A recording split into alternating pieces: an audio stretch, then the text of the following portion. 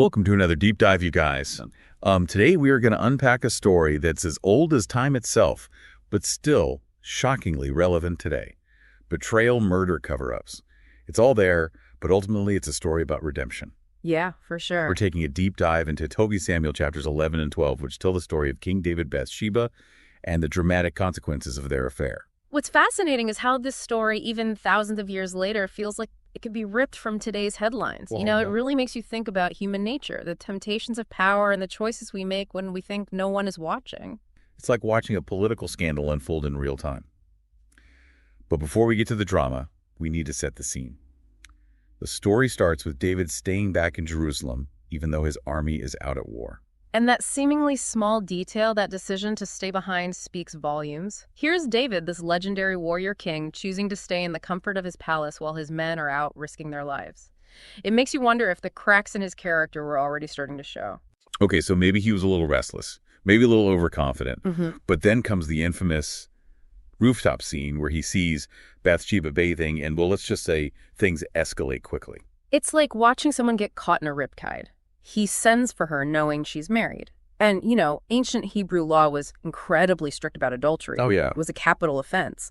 So David was already playing with fire. He tries to cover up the pregnancy, even going so far as to send Bathsheba's husband Uriah to the front lines, basically setting him up to be killed. Oh. Talk about a slippery slope. I mean, have you ever felt yourself getting swept up in a situation like that where one bad choice leads to another, you just can't seem to stop yourself? Absolutely. That feeling of panic trying to fix one mistake with another, it's incredibly human.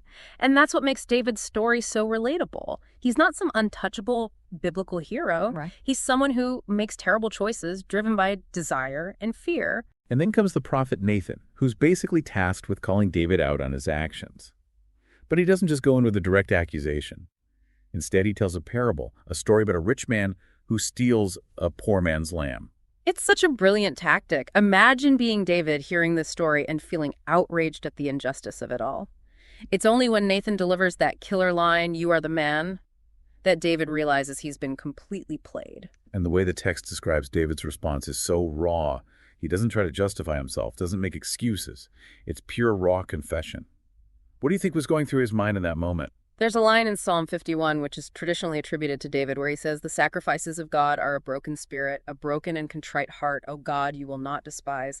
It's about recognizing the depth of your wrongdoing, the pain you've caused, and coming before God with absolute humility. That's such a powerful image, a broken spirit. But even though David repents, even though he experiences this profound remorse, he still faces some pretty devastating consequences.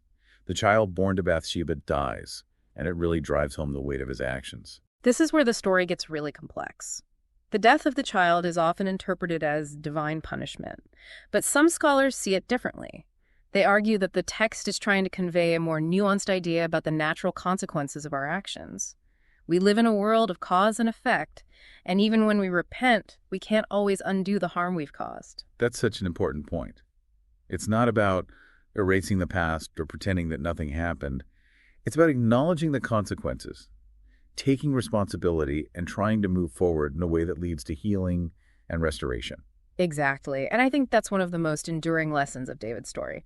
It reminds us that even in the midst of tragedy, even when we've made terrible mistakes, there's still the possibility for forgiveness, for growth, for a new beginning. It's interesting how different translations handle this section of 2 Samuel. Oh, really? How so? Well, some versions use the word punishment when they're talking about the death of Bathsheba's first child, while others use more neutral language like consequence. That's fascinating. It really highlights how even subtle differences in translation can shape how we understand the text. Yeah, and it raises the question of how we interpret these ancient stories through a modern lens. I mean, what might have been considered divine punishment in the ancient world might be understood differently today. So are you saying that we should just completely disregard traditional interpretations? Not at all, but it's important to approach these texts with a critical eye, considering the historical and cultural context in which they were written. That makes sense. It's like we're peeling back these layers of meaning, trying to get to the heart of what the story is really trying to tell us. Exactly. And one of the things that's always struck me about David's story is how it just defies easy categorization. What do you mean? Well, on the one hand, he's this revered figure. Yeah. A king, a warrior, a poet even. Yeah. And yet he commits adultery, orchestrates a murder, betrays the trust of his people. Yeah. He's not a simple hero or a straightforward villain. Yeah. He's both and either all at the same time. Exactly. And I think that's what makes his story so relevant to us today. We live in a world where we're constantly trying to categorize people, Right. to put them into these neat little boxes. Right. But real life is messy. People are complex. I mean, we're all capable of great good and terrible evil. So true. So if we're trying to understand David as a man after God's own heart, as the text describes him, does that mean we have to excuse his behavior? I don't think so. The text doesn't shy away from condemning David's actions. It calls him out, holds him accountable. But it also shows us his remorse, right? His willingness to own up to his mistakes and seek forgiveness. Right. And maybe that's the key to understanding this phrase, a man after God's own heart. What do you think it means? Maybe it's not about perfection or sinlessness. Right. Maybe it's about having a heart that's open to God, a heart that's willing to be transformed, even after we've messed up royally. That's a really powerful idea. And it makes me think about all the times I've judged people, harshly written them off because of their mistakes. Yeah, David's story challenges us to look beyond the surface, to see the humanity in everyone, even those who have done terrible things.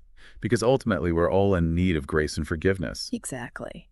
Something I'm really struck by is how much this ancient story resonates with modern psychology. Oh, absolutely. For sure. Like I was just thinking about the concept of cognitive dissonance. Oh, yeah. That's where our actions don't align with our beliefs, right? Yes, exactly. And I think we see that playing out in David's story. I mean, he knows adultery is wrong, yet he allows himself to be consumed by lust. He knows murder is a sin, yet he orchestrates Uriah's death. It's like he's trying to rationalize his actions to convince himself that it's okay because he's the king or because he's chosen by God. It's a classic example of how our minds can twist and turn to justify our behavior, even when we know deep down it's wrong. And it's something we all do to some extent, right? We tell ourselves little white lies. We make excuses for our bad habits. Yeah, it's part of being human.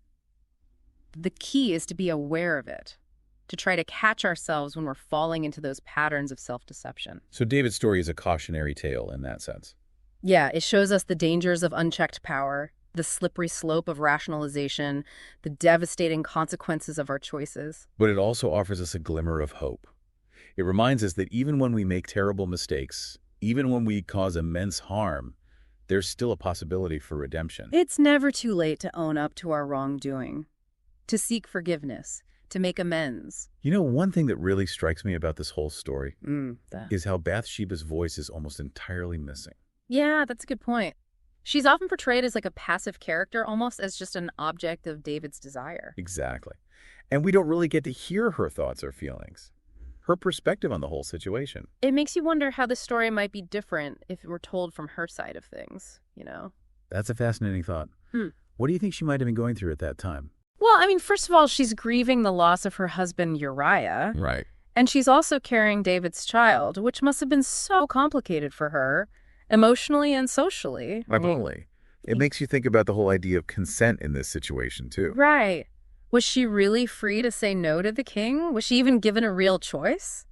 And then she ends up having to marry David, the man who had her husband killed. It's a pretty stark reminder of how women were often treated as like pawns in these power games. And yet, even with all of that, she goes on to become the mother of Solomon, one of the most famous kings in Israelite history. Yeah, it's almost like the story's trying to redeem her, to give her a more important place in history. But it also kind of reminds us that even when there's tragedy and injustice, life still goes on. And that even the people who don't have much power can still have a big impact on history. I think you've given me a totally new way to see this story. I'm glad to hear it. It's a story that just keeps unfolding, Yeah. Every time you go back to it, you find something new. As we wrap up this deep dive, I can't help but wonder if there are any modern-day stories like David's. Oh, I'm sure there are tons. I mean, just think of all the powerful people who have fallen from grace because of their bad choices. Yeah. Politicians, celebrities, business leaders, they all fall prey to the same temptations.